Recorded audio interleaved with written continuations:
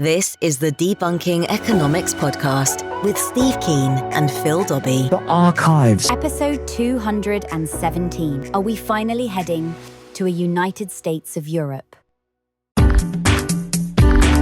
So Europe agreed a few weeks back on a fiscal stimulus package that will see grants and loans given to countries in Europe most in need from the ravages of the coronavirus. Now, grants have been issued before, but not on this scale, and normally it's loans given to countries with strong stipulations around spending and government debt. In short, here's some money, now apply austerity and don't forget to pay that money back.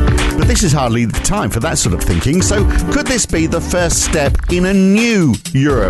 And with Britain gone, could a unified euro economy give a much more vibrant, self-sufficient Europe at a time when trade on the global scale seems a little problematic? We'll look at that today on the Debunking Economics podcast with Professor Steve Keen. I'm Phil Dobbie. Welcome along. So, you know what, Steve? I wondered whether Europe would fail to agree on further stimulus measures after the coronavirus, and whether that would prompt countries like Italy to push to leave the EU. In fact, I'm sure we've spoken about this. And could that mean this is the end of the whole European experiment? But of course, now we know the reverse has happened. EU leaders have agreed to a 750 billion euro recovery plan that will see grants, not loans, grants issued where it's needed. This is quite a turnaround for the EU, isn't it? That actually, all countries have agreed that money needs to go where it's needed within the EU rather than just looking after themselves. It is. I mean, particularly since, I think originally the EU proposal was something like a 450 or 500 billion to be grants and to the balance to be loans. It was driven down, but there was still a grant component to it. And that's a complete turnaround from the mentality that the EU has been founded upon, unfortunately, that you should reduce the level of government debt at all possible costs. And any money created should involve loans, not grants. I'm delighted to see that they've actually been pushed into it. And this is a common syndrome that I've certainly saw in the financial crisis, and we're seeing again now. They follow the textbooks until events cause them to panic, and when they panic, they do the right thing rather than what the textbook tells them. And yet, even in normal times, there's only 10 countries which are net contributors to the budget of the EU. 18 receive more than they put in. So you could argue, that the focus has been helping the region as a whole grow. So Poland, for example, received more back than the UK put in. And if we look at countries like Poland, its GDP has gone from $1,700 per capita in 1990 to $15,000 in 2018. Hungary has seen pretty much the same rate of growth.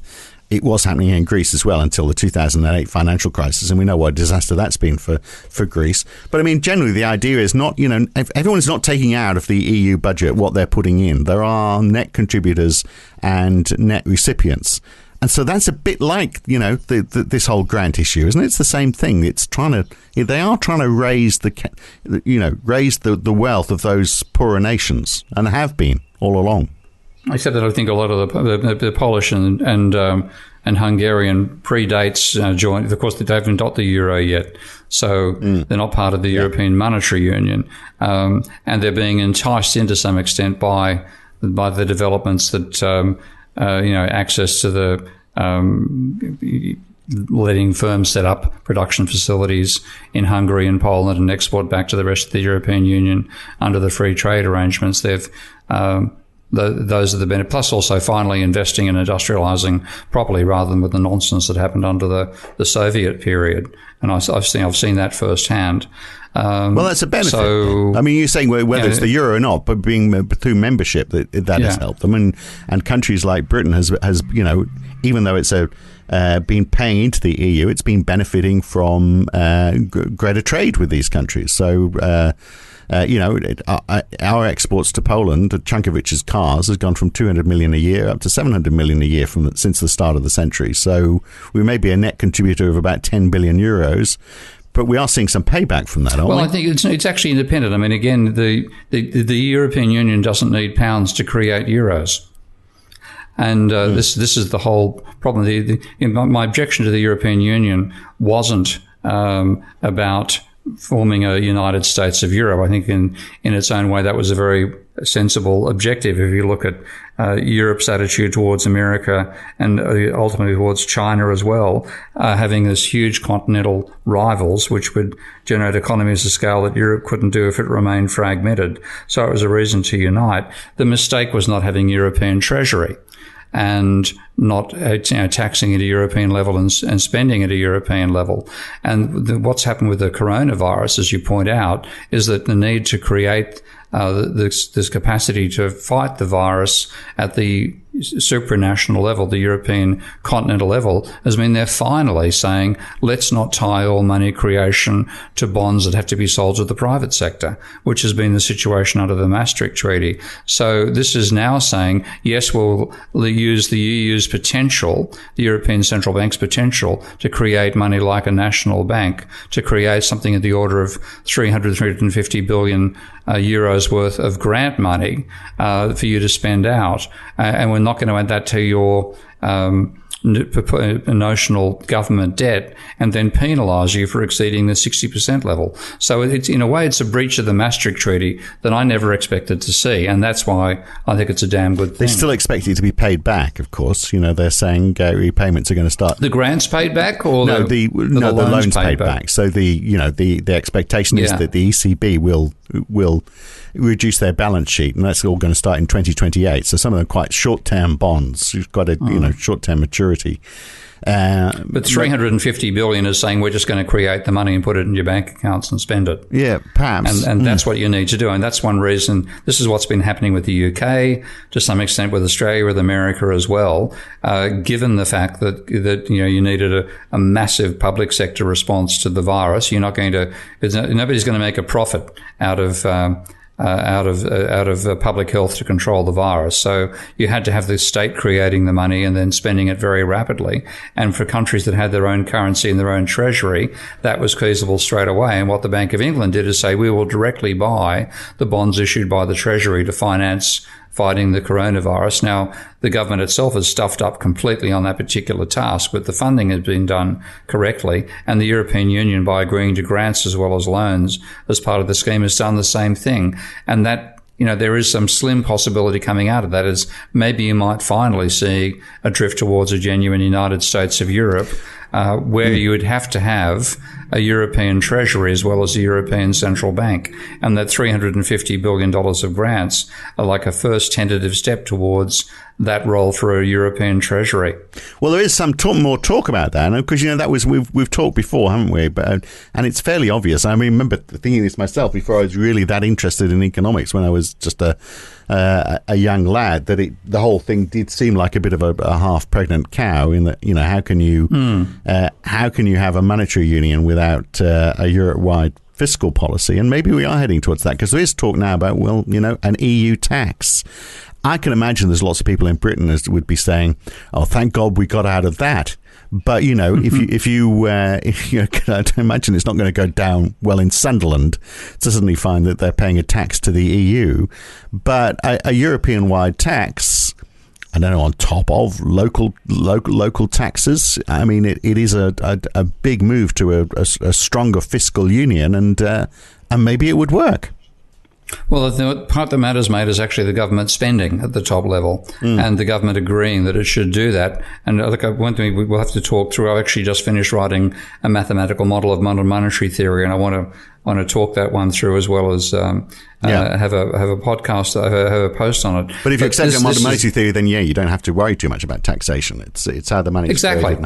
It's the spending that matters rather than the taxation, and you need an avenue through which it proceeds. And in that sense, the $350 billion of grants, I think it is, for the fighting the coronavirus at the ECB level, is the first real instance of continent building rather than nation building, because what the EU has really done is destroy nations with the obsession on not having national treasuries anymore. That was the worst mistake that was made in forming the European Union. And this, in some extent, is unwinding that in the only way that it can unwind when you have a single currency, and that's by having money creation at the level of the European Central Bank and effectively a European Treasury. So the role of taxation then becomes one of trying to manage income discrepancy, doesn't it? So an EU and tax... and inflationary pressures, yeah. But at the moment, of course, the last thing you're going to see is inflation. Yeah. We've got a collapse in economic activity. Probably the other way. Absolutely. Yeah. But I mean, if the intent was to say, well, okay, we are going to tax people more in Germany, for example, to cool the German economy down, well, we're going to tax people less in Poland. I mean, that maybe makes economic sense, but politically it's a nightmare for the German government to see that happen. Well, if that doesn't happen in America, I mean, what you have in America is, America is a mess of bad tax regimes. I know that detail, but if you go to a country which has a more sensible taxation system, Australia doesn't have different tax rates for different countries, different states. It's the same tax regime across the entire continent. The amount of tax being paid will vary given income distribution between the countries. Yeah. But the tax is uniform, and to some extent the spending is trying to make up for the differences rather than so tax people rates. in Poland would be paying less tax because they're earning less, basically. So that and getting money spent on them as well, more money than spent in Germany. Because of different levels of industrialization. So it's more the spending level. But this, to me, it was a remarkable change. I didn't think the Europeans could pull it off. And it shows how it really takes stop laughing, this is serious. Issue like coronavirus, like the global financial crisis beforehand, before they throw the textbooks out and start to work out what the hell they can do to address the issue. And they needed that money. You've got to be paying for contact tracers. You've got to be paying for medical equipment. You have to be giving people money so that they can pay their rent and pay their mortgage without being evicted in the middle of a pandemic, because the last thing you want is people on the streets during a pandemic. So the necessity was the mother of sensibility. So how that money is chalked out is a combination of the population of the country, obviously makes sense, the GDP, and unemployment. So there's the interesting one. So countries with high unemployment as a result of this are going to be able to get a bigger slice of the cake. So is that a good measure? If you're looking at, if Europe as a whole is trying to develop a union, this fiscal union where it's putting money where it's needed, is unemployment basic? Obviously, the size of the country is important, but is unemployment the best top line measure to how you divvy up the cake? Well, it's probably the best. It's not the only. But this is rather inconsistent, rather consistent with the arguments of modern monetary theory for a job guarantee. Yeah, exactly. You're seeing your targets. What is your policy target? It's not to have involuntary unemployment. So targeting this in terms of the employment rate is a nod in that direction, if not fully implementing that policy. So if they did go down this road, and for example, Poland, wealth in Poland grew. We saw an improvement in the standard of living in Poland. Can that happen without people in Germany compromising their lifestyle? Oh, it can, because development is not a zero-sum game. If you have improving our capacity to exploit the resources of the planet, or we have to be doing in the future, reducing our damage on the planet, we can all do that at once. Again, to me, I can't help bringing the context back to climate change, and given the coronavirus impact as well, we would want that money to be used to try to dramatically reduce the amount of carbon we pump out as part of producing the energy that we need to maintain an advanced industrial society. And also, I think we're going to have to go backwards in terms of how much we consume. We're consuming too much of the planet. So you're going to be trying to share that burden of effectively rationing at the European level rather than individual state level.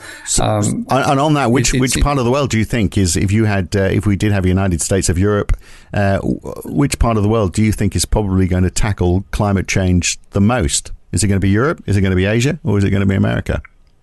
I suspect it's going to be Europe. I'm still backing China. I'd back China. I mean, Europe will do it politically, but I think China is actually ahead Even though China's massively dependent upon coal power, bear in mind we might be talking very differently next week if the Three Gorges Dam collapses and 15% of China's manufacturing capacity disappears underwater.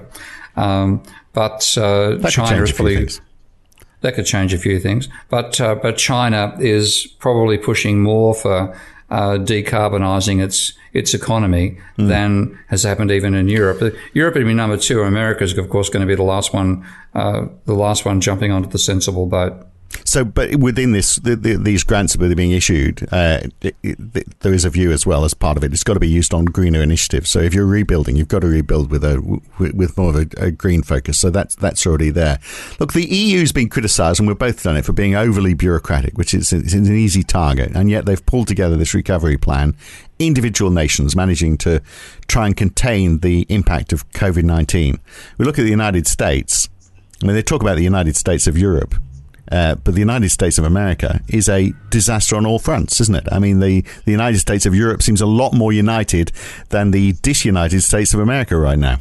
It does. I mean, I don't know about you. I just want to get on the other side of November as soon as bloody possible. Unless it's pushed back. Heaven knows with it. Yeah. That's normally 4 months. I mean, it's not an immense amount of time, but it feels like an eternity now because of the impact of coronavirus. And of course, it is. We're dealing with an exponential growth process of a pathogen for the human species. So, but yes, in terms of how it's responded, even as bad as bureaucracy can be, bureaucracy is much better than having a moron in charge of your economy. Exactly, and they are making some headway. So I'm wondering, do you think it's going to stick? Can you actually imagine that we are going to see some sort of fiscal union? Do you think it's all talk, or do you think this is the start of the next phase? They are talking about it being the next generation EU. I mean, could this be the turning point? It could happen. I mean, I've always thought the EU would fall apart. Because the impact of it on countries like Italy has been so damaging over time that ultimately they'd make a unilateral decision to bring in their own currency and pull out of the European ECB. But this is a possibility that might go in the opposite direction and say, okay, we've got to bring about a European treasury and the European capacity to create money for the European economy. And the pressure to do that, because of, first of all, the coronavirus and then global warming, could be so enormous that overcomes the national resistance. So, and the logic's there, isn't it? It makes a great deal of sense. So first of all, you've got shorter production lines. The geography means that you are producing stuff for your own regional economy, and then you are helping grow that economy where it's needed. So you're increasing local demand. Yeah, it does make sense. It's just that it never seemed that the national rivalries could be overcome. And in some ways, we've got a second bunch of Nazis. The coronavirus first and the climate change afterwards. Enemies we can unite against unite us. So that's a possible effect that's going on here, and it could be maintained. I'll still expect a bit of skepticism because, as you said, the bureaucracy of Brussels is an easy target, but it's also a damn big one. So to have them reacting sensibly and abandoning one of the stupid concepts they nailed their mast to of governments trying to run a surplus, there's hope. That's changing, and it's and maybe the people will change as well, and the thought will change. If you look at during this pandemic, we've seen the US dollar fall quite a bit, whilst the euro has risen. The euro is now approaching $1.20, US dollar 1.20. It's been around $1.10 for a long time. It doesn't seem like a lot from $1.10 to $1.20, but it is in terms of currencies. It makes a significant difference. It's the sharpest rise ever since this recovery plan has been agreed. So imagine if the EU did really get its act together. I mean, could it become a second reserve currency? Could we find, for example, oil is traded in euros, and that could change the fortunes of Europe, couldn't it? If there was such demand for euros, more than there is a demand for the US dollar, how would that change the situation for Europe? I don't want to see, please, mate. Having any national currency as the international reserve currency is a mistake.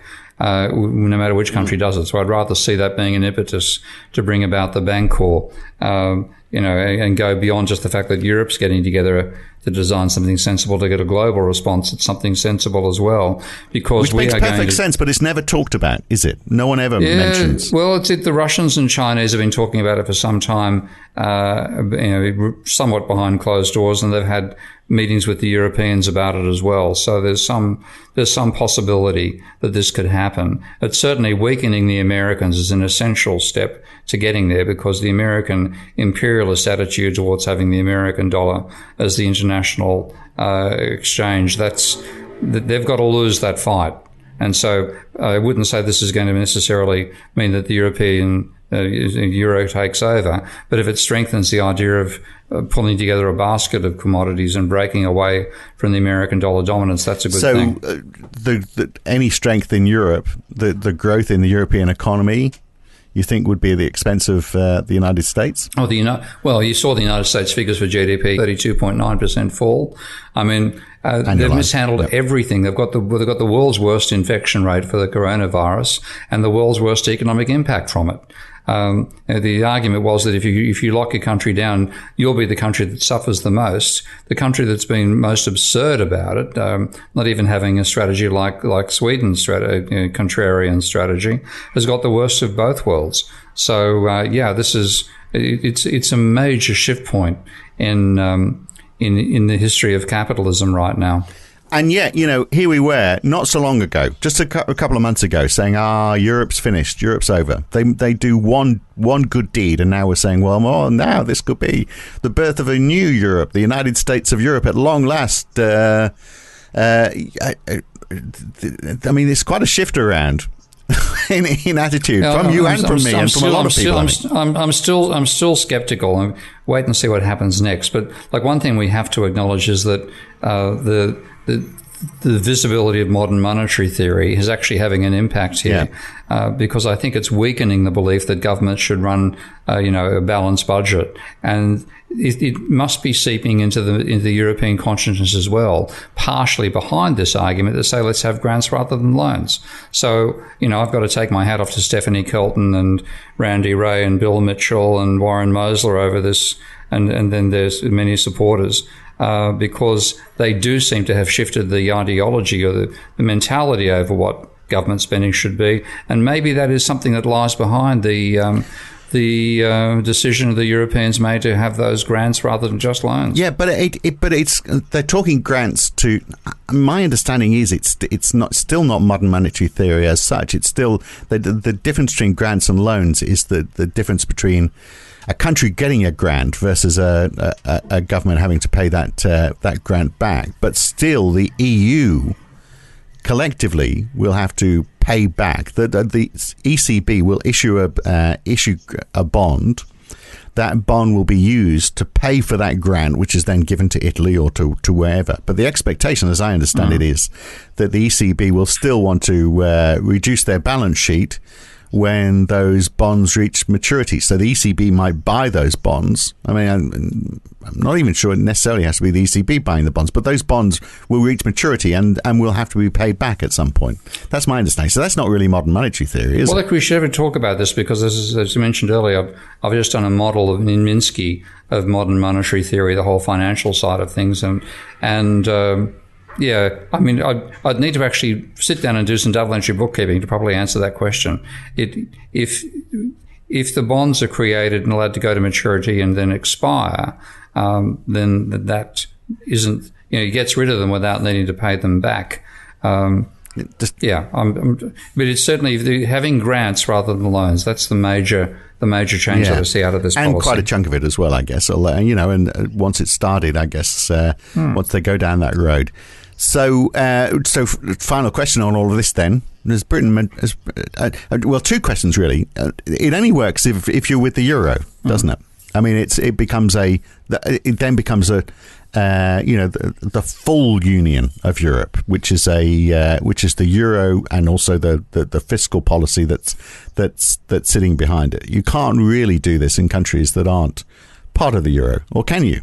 No, you can't. No, you can't. I mean, it's something which said we're creating euros, and we're not requiring that to be backed up by governments borrowing from the private by issuing bonds onto the private financial sector. So it is a major shift. Yeah. Yeah. Well, you've got to have the currency as well as the treasury as well as the central bank, and this is the first step towards something which might even resemble a European treasury. So, yeah, it's taken me by surprise that they reached that. I thought they'd fail, but it shows that the strength of the ideology, the Maastricht ideology, the ordo-liberal ideology is weakening. And that's a damn good thing for the potential for Europe to finally become the United States of Europe. Right. And how does Britain sit, sitting outside the United States of Europe? I mean, you'd assume that the whole European economy will be somewhat stronger. But also, I would imagine, also quite protective. If the whole idea is, well, let's grow our own economy, let's build our own domestic trade. They could be keeping the barriers up. Britain could not be, might not be part of that, and not seeing the GDP growth that perhaps they're seeing across the whole of Europe. Yeah, I mean, it is an interesting, ironic point. I voted in favour of Brexit, not because I thought it was good for UK, but because I thought it was a way of kicking the shins of Brussels and saying, unless you do something to bring about a genuine monetary union with a treasury and so on, you're diminishing Europe rather than growing it. And since I don't expect you to ever bring about that treasury, I think you should fall apart and go back to national currencies. Well, this is actually a jump in the opposite political direction, which has taken me by surprise. So answer the question now: is Britain worse off if we get a United States of Europe and Britain isn't part of it? If Europe pulls this off properly and gets to the stage where it can actually be a United States that actually runs a regular deficit and doesn't freak out about having to run a surplus. Then yes, it could be a functional economy, and the UK could miss out on that. Right. So I'm loving this. I'm loving this, Steve. This is so good. And so let me ask this final question then. So Britain made a mistake leaving the EU, did it? It made it made mistakes in hindsight, and not the same mistakes in foresight. Britain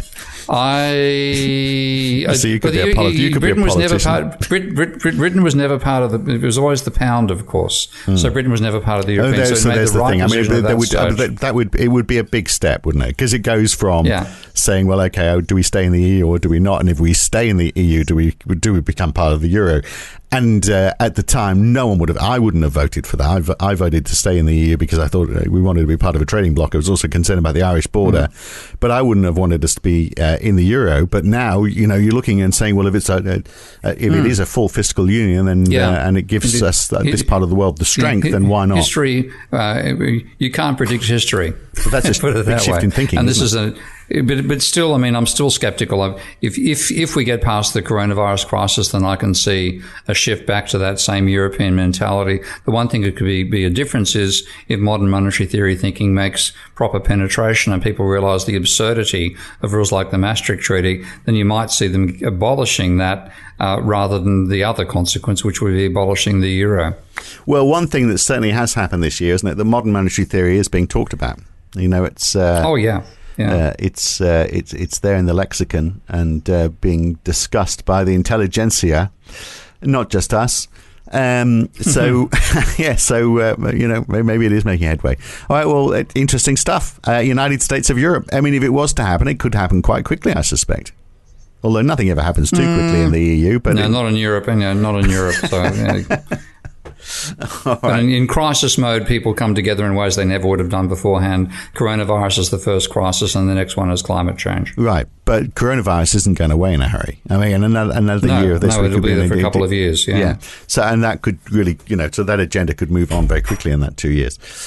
All right, we'll leave it there for now. Good to talk again, Steve. Catch you next time. Okay, mate. Bye. If you're not a regular follower of this podcast, then you'll be wondering, Steve and I agree on almost everything. One thing we do disagree on is whether Britain should have left the EU or not, but I never advocated that they should join the euro. But maybe it is an all or nothing thing. We'll see how it all pans out as the year progresses. That's it for the Debunking Economics podcast for this week. I'm Phil Dobbie. He's Steve Keen. We're back again next week. Thanks for listening. If you've enjoyed this podcast, then please share it with your friends, like it on YouTube, and subscribe to this channel.